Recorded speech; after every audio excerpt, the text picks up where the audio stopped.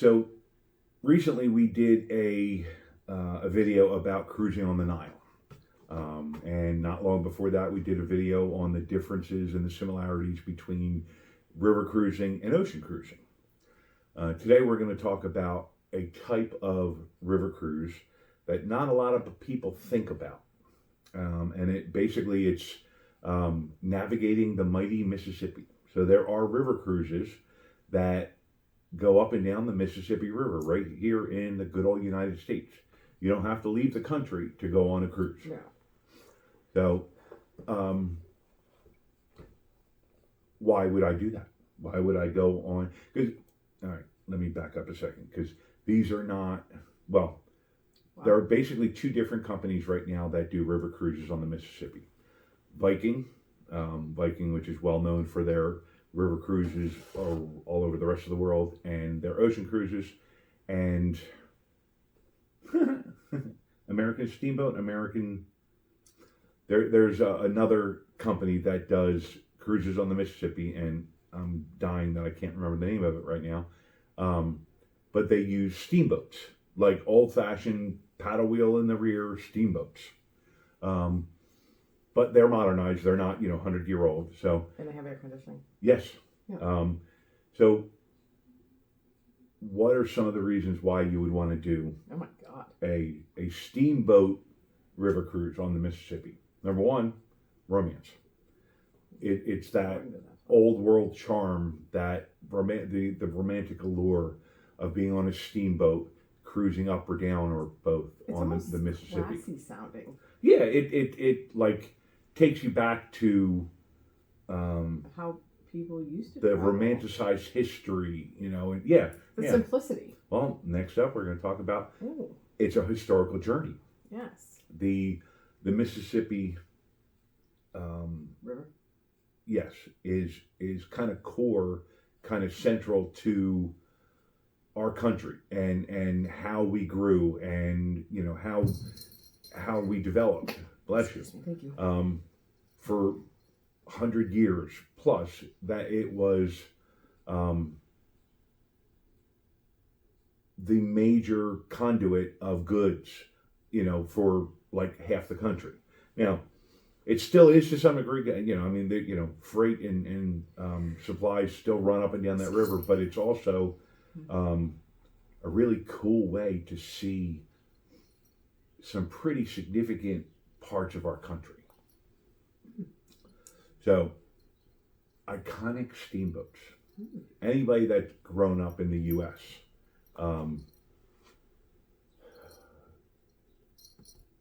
kind of has heard of steamboats, the American Queen, the Delta Queen, excuse me.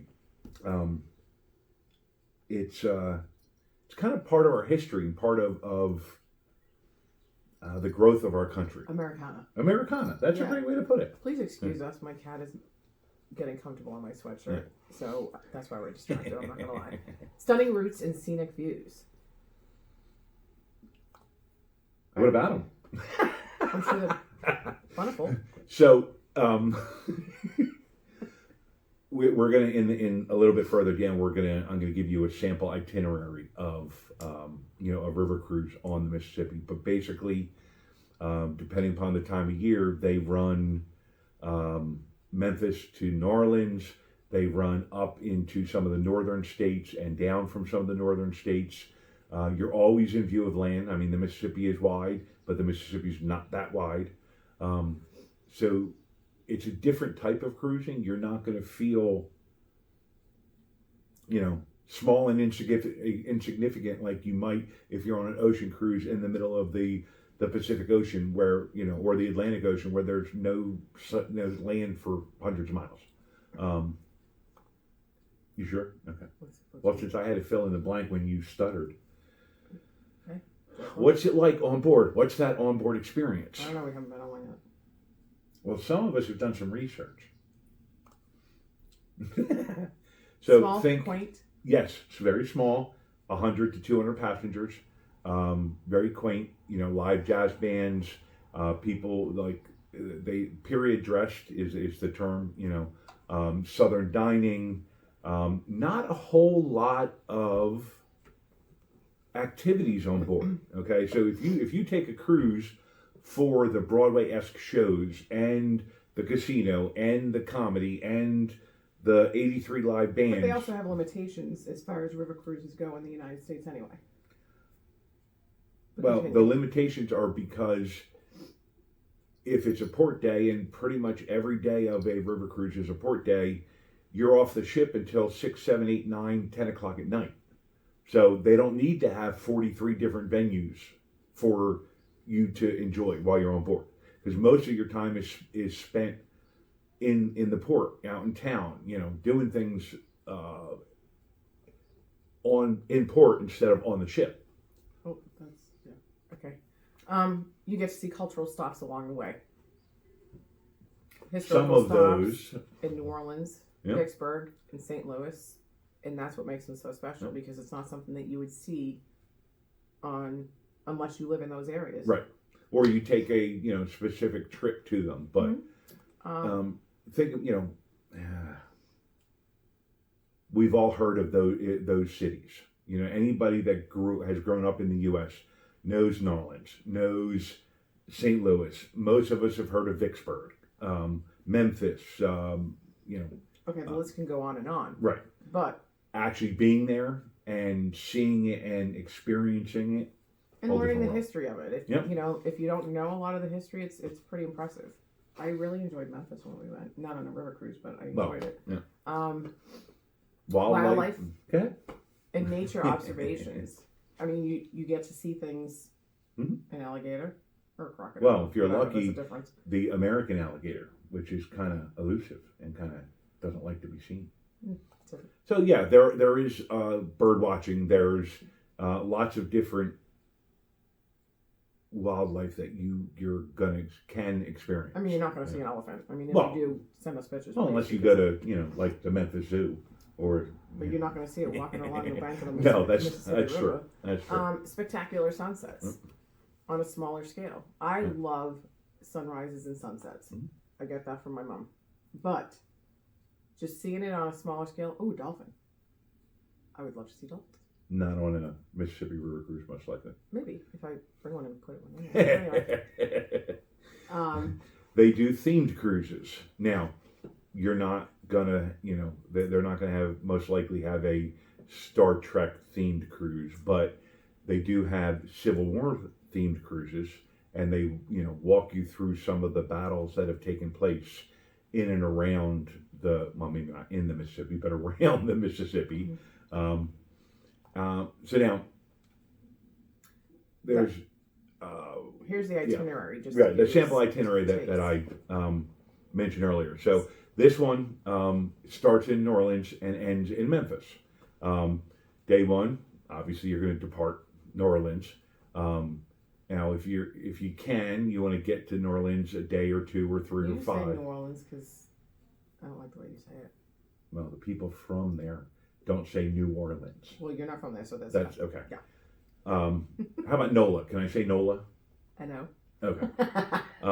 If you get there ahead of time, you can explore the French Quarter. You can explore the amazing cuisine, and hear jazz music. So you get on board in New Orleans. NOLA. You head out next day. You're in Baton Rouge. There you go. Baton Rouge, Louisiana. You get to visit Louisiana. You get to visit the state capitol, historic plantations, and delve into the rich political history of Louisiana. That's day 2. Day 3, you're in Natchez, Mississippi, where you're going to get to, if you're lucky, tour through some antebellum homes, participate in a haunted history tour. Yeah, I know. Haunted history.